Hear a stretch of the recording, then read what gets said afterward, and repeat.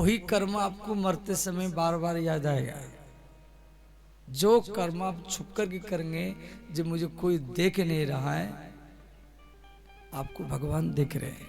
इसीलिए भक्ति करना है, ये छुप कर के करना है। परंतु हम गलत काम को छुप कर के करते हैं। बंदों संत असजन चरणा, किसका निंदा नहीं करना है, किसका बुराई नहीं करना है। आप दूसरे का निंदा बुराई करेंगे तो उसका पाप आपके ऊपर आएगा, और आपका कोई निंदा बुराई कर रहा है तो आपका पाप उसके ऊपर जाएगा। जो निंदा करे, जो बुराई करे, उसके प्रति मधुर व्यवहार करो, उसको मीठा बोलो, उसको माला पहराओ, कपड़ा दो,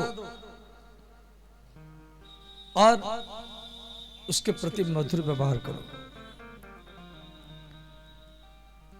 देखो, कोई स्त्री बालक जन्म देती है तो साबुन से साफ करती है, जल से साफ करती है, परंतु जो आपका निंदा बुराई करता है वो आपके सारा पाप को जीभ में चाट चाट करके साफ कर देता है।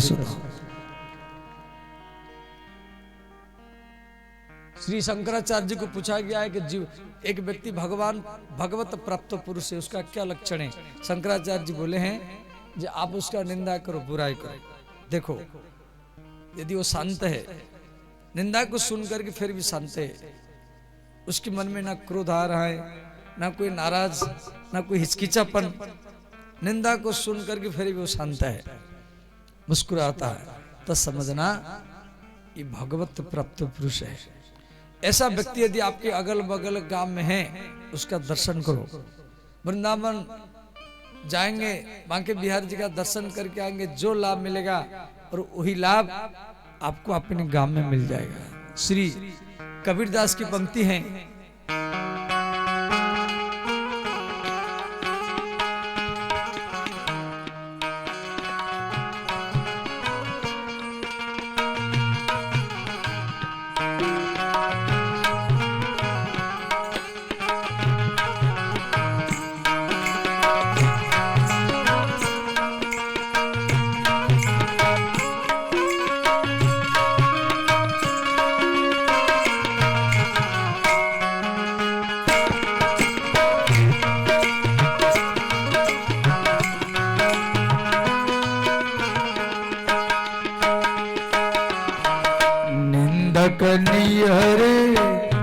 राखिए आंगन कुटी छबा,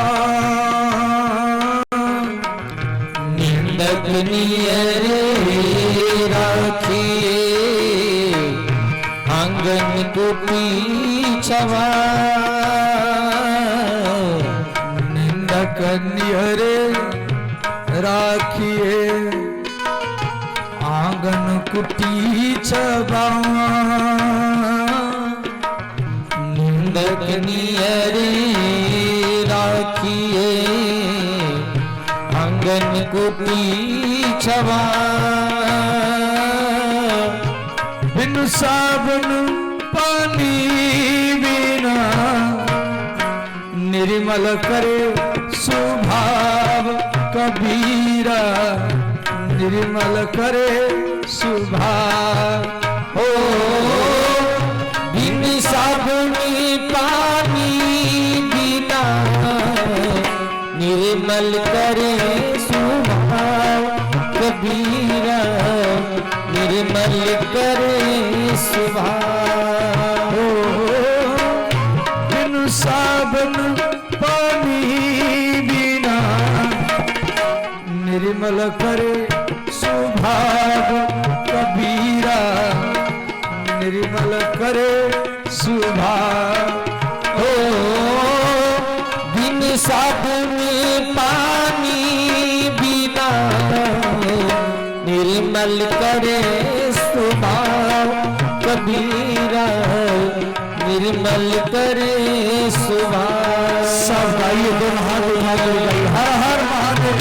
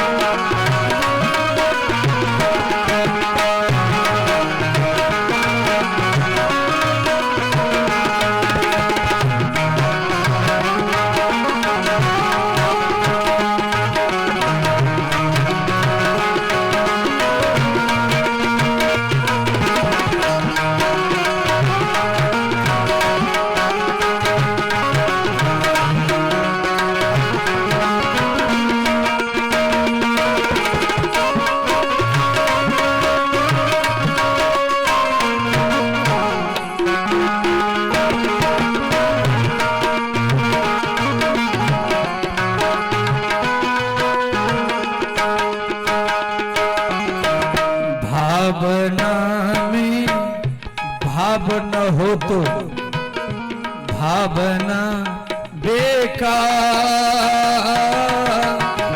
भावना में भाव न हो तो भावना बेकार। भावना में भाव न हो तो भावना बेकार। भावना में भाव न हो तो भावना बेकार। भावना में भाव हो तो भव से बेड़ा पार कबीरा। भव से बेड़ा पार हो। भावना में भाव हो तो भव से बेड़ा पार कबीरा। भव से बेड़ा पार।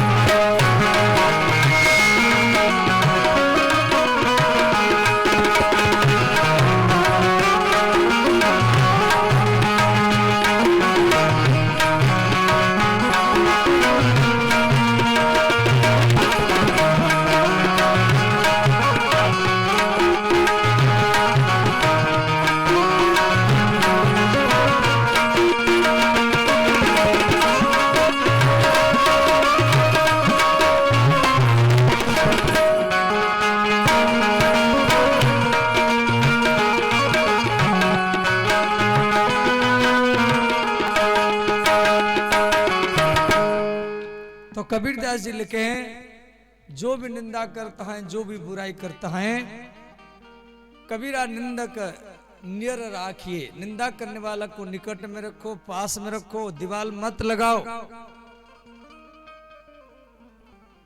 और कबीरदास जी ये भी लिखे, निंदक नियर माने निकट, और घर के पीछे मत रखो, गाय बाएं दाएं भी मत रखो। निंदक नियर राखिए आंगन, उसको अंगना में रखो। और आंगना जो होता है ना, वो घर के सामने होता है।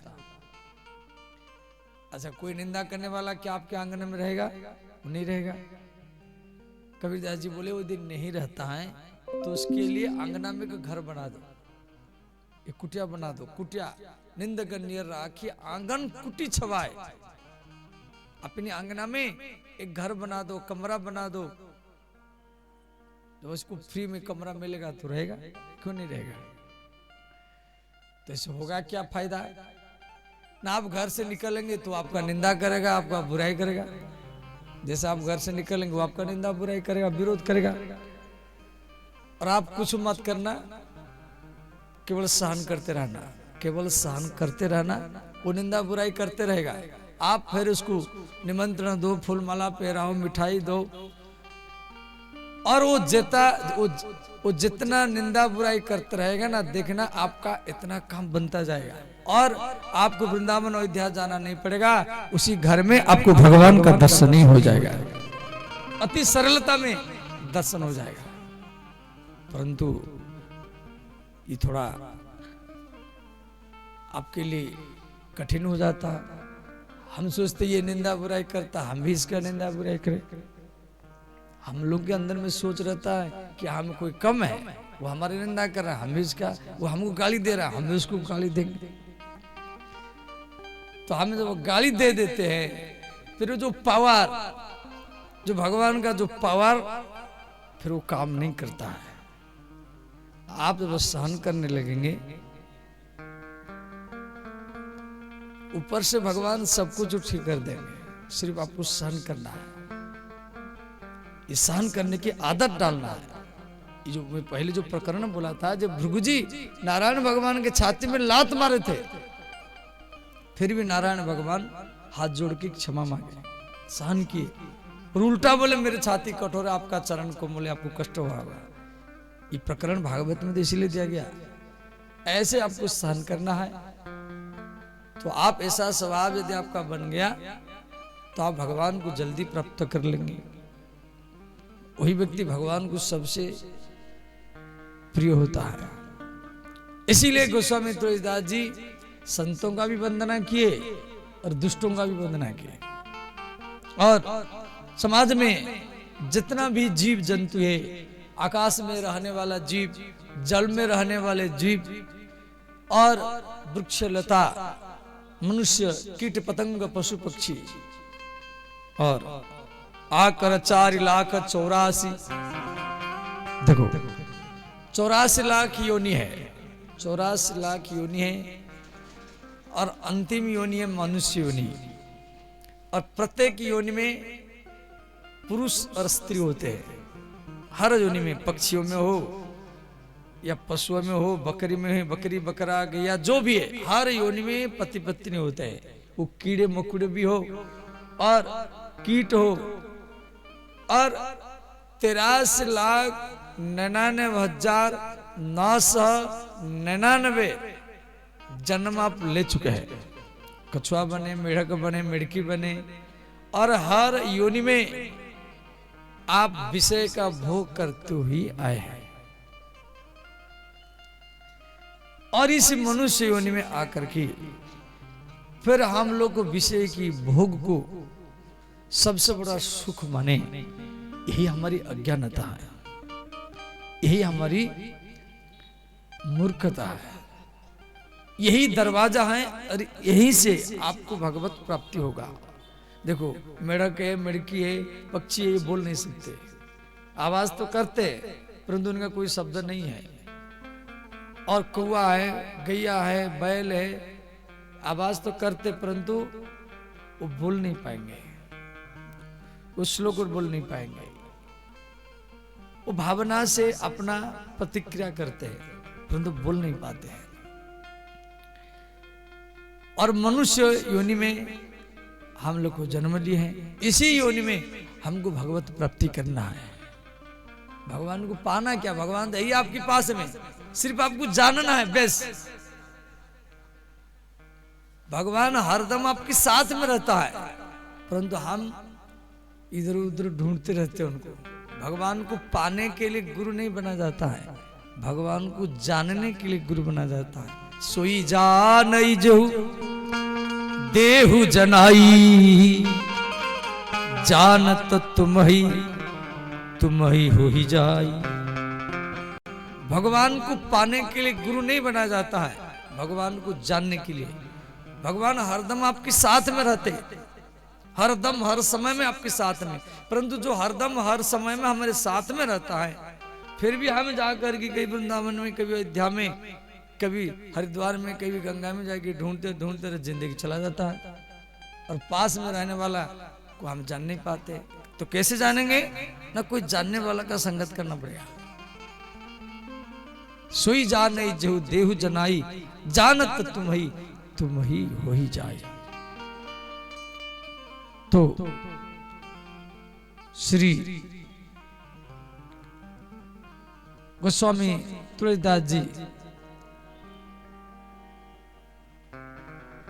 चित्रकूट के घाट में, चित्रकूट के घाट पे भय संतनक भीर, तुलसीदास चंदन घिसे तिलक देत रघुवीर। गोस्वामी तुलसीदास जी जब चंदन घिस रहे थे, चित्रकूट में मंदाकिनी नदी है, आप गए होंगे देखना, तो अब सोमवती अमावस्या का दिन था। सब लोग जाकर के सोमवती अमावस्या में मंदाकिनी नदी में नहा रहे थे।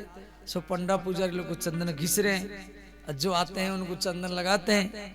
और तुलसीदास जी भी चंदन घिस रहे हैं, उनके सामने भी लाइन लगा हुआ है, उनके सामने भी लाइन लगा हुआ है।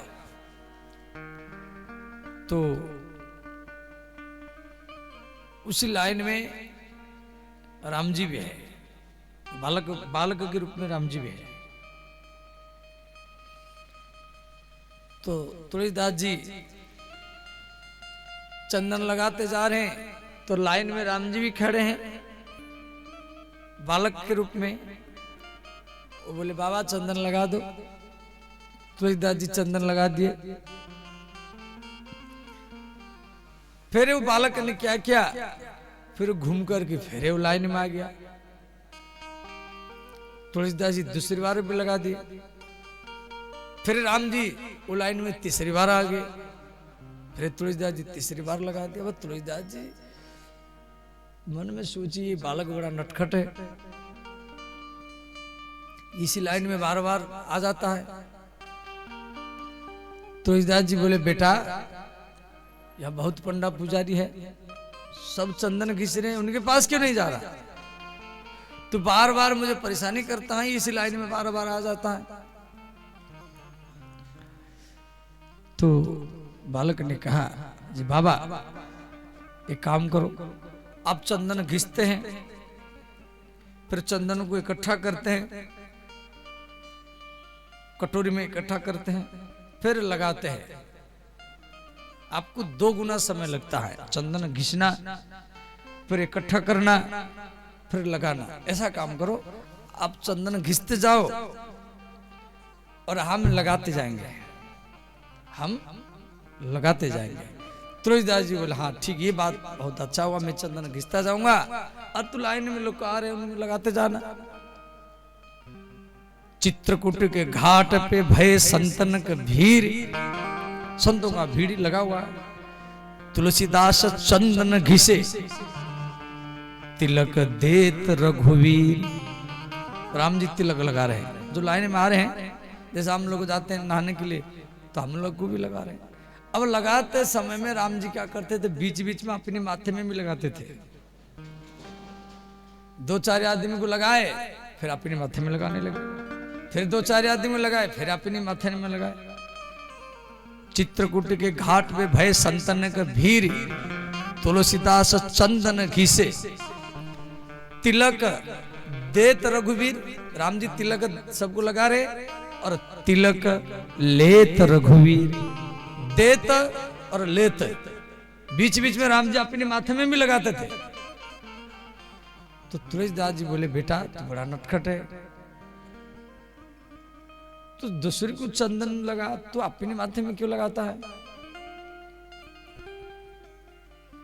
देखो राम जी अपने माथा में कब लगाते थे, जब तुलसीदास जी चंदन घिसते थे, तो घिसते समय में गोस्वामी तुलसीदास जी रोते थे, तो उनके आंखों से जो अश्रु आंसू निकलता था वो भी चंदन के ऊपर गिरता था। तो आंसुओं के जल में जो चंदन घिस देते थे, वो चंदन को राम जी अपने माथे में लगाते थे।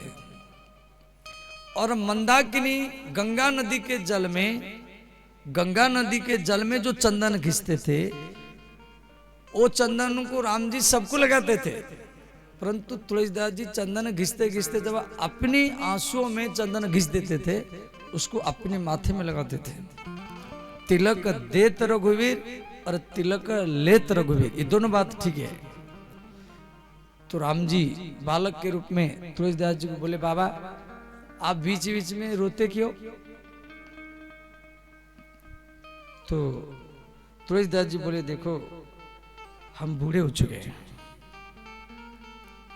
72 साल उम्र हो गया, हमारी भगवान अब तक हमको नहीं मिले। तो वो बालक ने कहा बाबा आपके भगवान अभी तक आपको मिले नहीं, इसका अर्थ आपके भगवान बड़े निष्ठुर हैं, वो बड़े कठोर है। 72 साल उम्र हो गया आपको अब तक नहीं मिले। वो निष्ठुर है, कठोर है। तुलसीदास जी बोले नहीं नहीं हमारे भगवान निष्ठुर नहीं है, कठोर नहीं है, वो तो कृपालु है। वो तो दयालु है। श्री रामचंद्र कृपालु भजमन हरण भव भय दारुणम। श्री रामचंद्र कृपालु, वो तो कृपालु है, वो निष्ठुर नहीं है।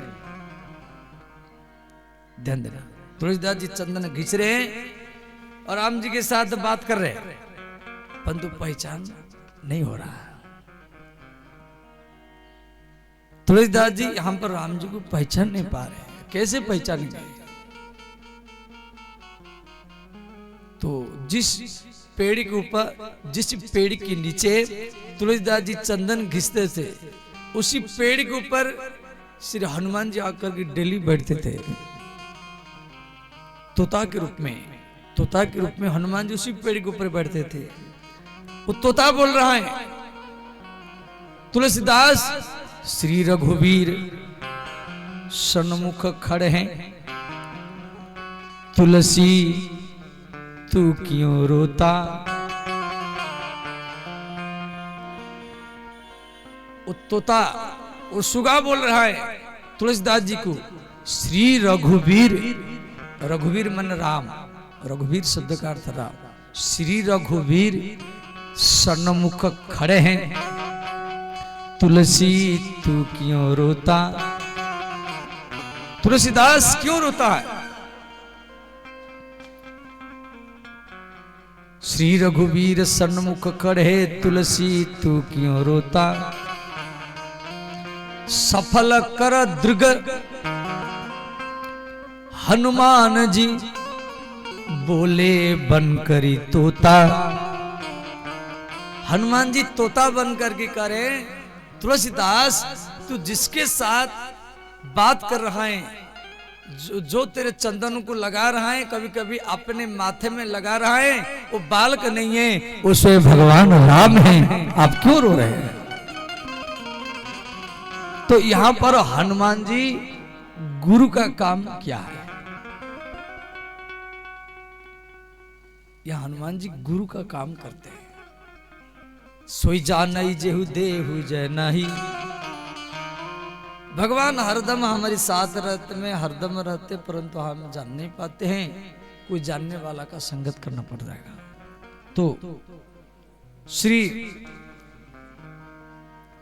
आकर चारी सिया राम मय सब जग जानी, करहूं प्रणाम जुरी जुग पानी। ध्यान देना, और ये चौपाई आप सबको याद है। सिया राम मैं सब जग जानी,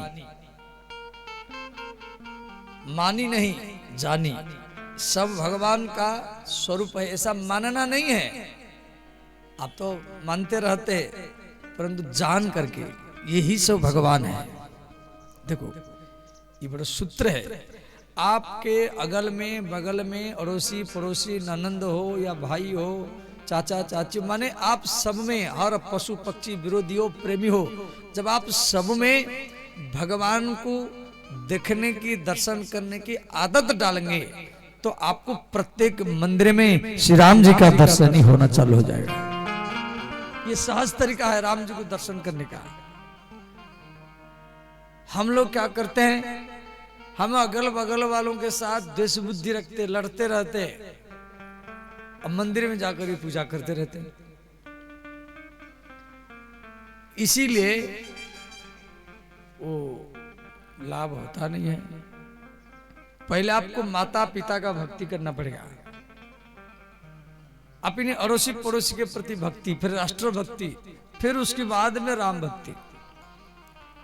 सिया राम मैं सब जग जानी, प्रेम करने वाला भी भगवान, विरोध करने वाला भी भगवान। श्री नामदेव जी, आप सबको मालूम है, नामदेव जी रोटी बना रहे थे, कुत्ता आया रोटी लेकर के चला गया। अच्छा आप थोड़ा विचार करो, आप रोटी बना रहे हैं, एक कुत्ता आ गया रोटी लेके चला गया, तो आप क्या करेंगे? आप डंडा लेकर के उसका पीछे भागेंगे, डंडा लेके भागेंगे, या चिल्लाएंगे ले गया ले गया, या हल्ला गुल्ला करेंगे। परंतु नामदेव जी ना डंडा लेके भागे ना हल्ला गुल्ला किए, तो नामदेव जी घी के कटोरी लेकर के पीछे पीछे भाग रहे हैं और कुत्ता को कह रहे हैं भैया रोको रोको, ये सूखी रोटी है, ये सूखी रोटी अच्छा नहीं लगेगा, मैं थोड़ा सा घी लगा दूंगा तो आप खा लेना। फिर उसी कुत्ता से श्री राम जी प्रकट हो जाते हैं। बोले श्री रामचंद्र भगवान की जय। तो रोटी तो सब लोग बनाते हैं, भगवान हरदम हर समय आपके साथ में है। आप चाहेंगे संसार में, यदि कोई भी व्यक्ति चाहेगा भगवान से अलग होने के लिए, तो भी हो भी नहीं पाएगा। आप चाह करके भगवान से अलग हो नहीं पाएंगे। आप देखो, ध्यान देना, हर व्यक्ति भगवान से प्रेम करता है, हर व्यक्ति कैसे भी हो। आप पति से प्रेम करते, पत्नी से प्रेम करते, बेटा से प्रेम करते, माता पिता से प्रेम करते, सब तो सबसे प्रेम करते हैं, प्यार करते हैं। अब आत्मा चला गया, आत्मा चला गया, फिर आप उसी व्यक्ति को इतना प्रेम नहीं करते। आप सोचते भाई ये डेढ़ बड़ी है, ये मृदा शरीर है, ये गंध जाएगा, सड़ जाएगा, 2 दिन हो गया, 3 दिन हो गया, अब इसको संस्कार करो।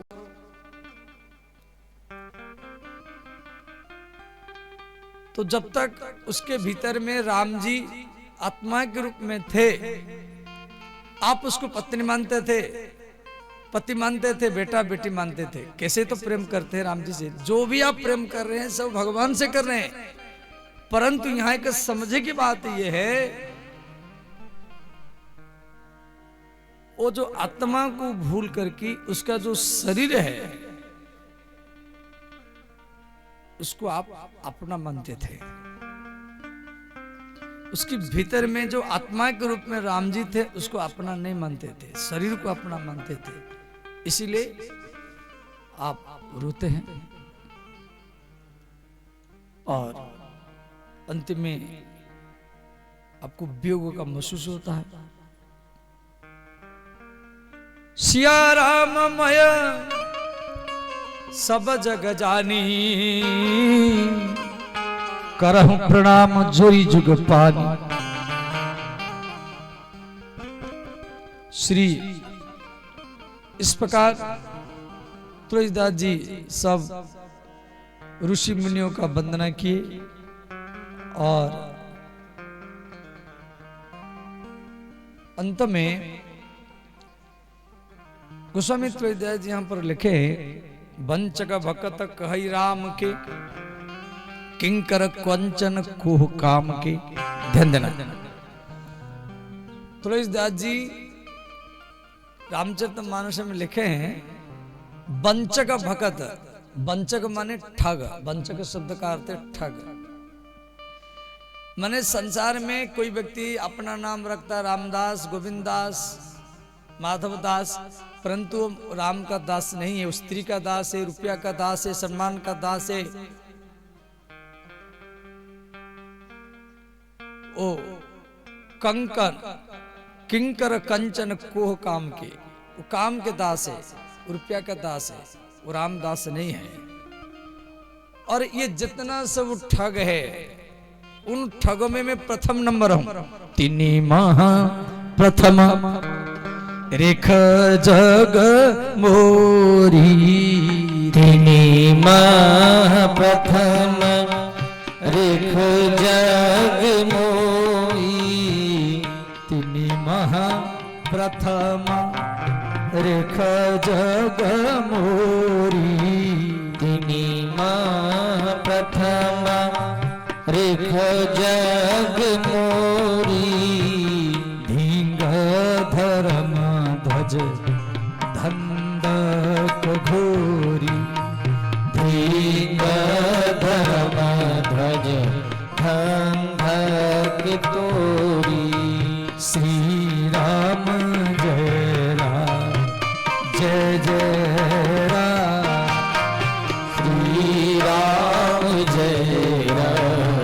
जय जय राम। श्री राधे साहब भाई।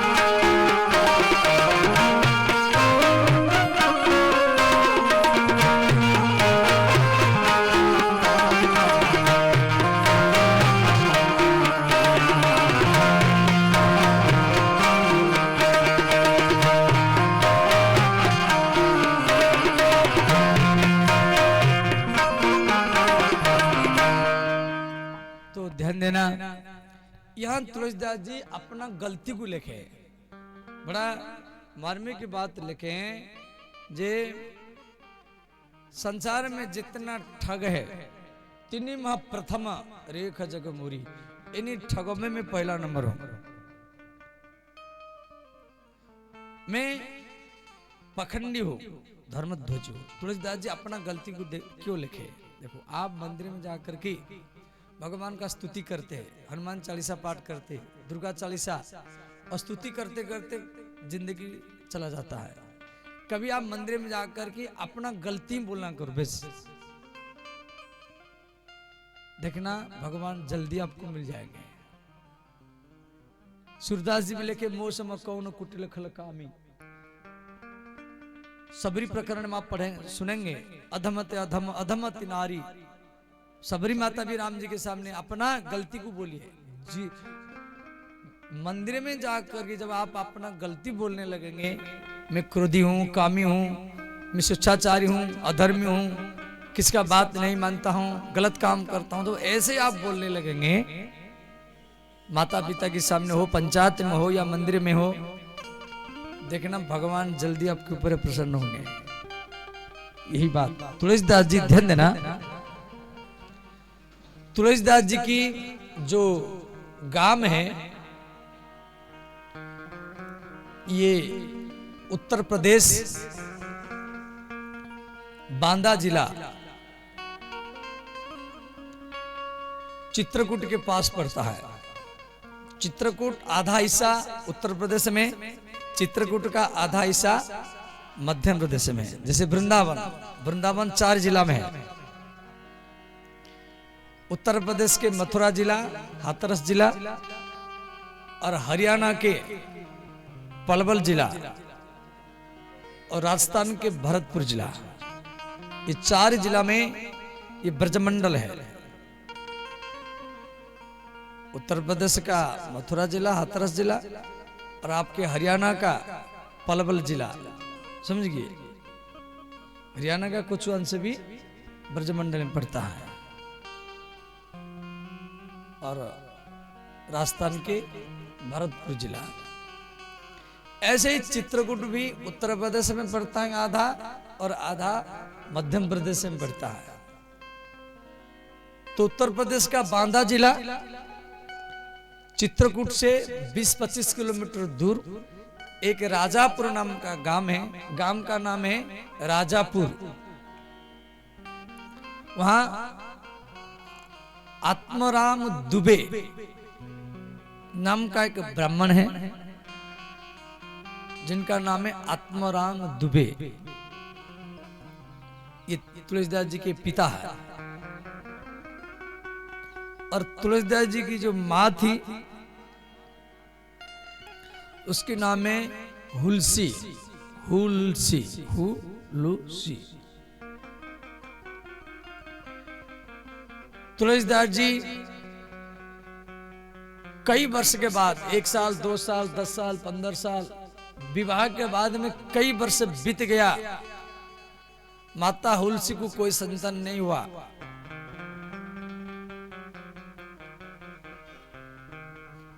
कई वर्ष के बाद में तुलसीदास जी मां के गर्भ में आया। बालक 9-10 महीना रहता है, परंतु तुलसीदास जी मां के गर्भ में 12 महीना तक रहे। कललम तिक्रात्रेण पंचरात्रेण बुधबुदाम। बालक मां के गर्भ में 5 दिन में बुधबुदा के समान, 10 दिन में बेर के समान, 20 दिन में अंडा के समान, 1 महीना में खोपड़ी बनता है, 2.5 महीना में पुत्र होगा या कन्या होगा मालूम हो जाता है, तीसरा चौथा महीना में हाथ पैर बन जाता है, 5वां महीना में उसको भूख लगता है, 6वां महीना में माँ के दाएं साइड में कभी कभी लात मारता है। इस प्रकार 7वां महीना में कई जन्म का बात याद आता है। 9-10 महीना के बाद में जन्म लेता है, परंतु तुलसीदास जी 11 महीना हो गया, 12 महीना हो गया, वो माँ के गर्भ में रहे। तो माता हुलसी अपनी पियर घर चली गई। तो तुलसीदास जी को वो एक पेड़ के नीचे जन्म दिया। बोले श्री तुलसीदास जी महाराज की जय। उसके बाद में माता हुलसी तुलसीदास जी को दूध भी पिलाई। 1 दिन 2 दिन बीत गया, उसको बेचैन से महसूस हो गया। जो हुलसी थी, ब्राह्मणी हुलसी, उसके एक दासी थी, उसका नाम है चुनिया। 1954 संवत में, 1954 संवत श्रावण मास शुक्ल पक्ष सप्तमी को तुलसीदास जी का जन्म हुआ था।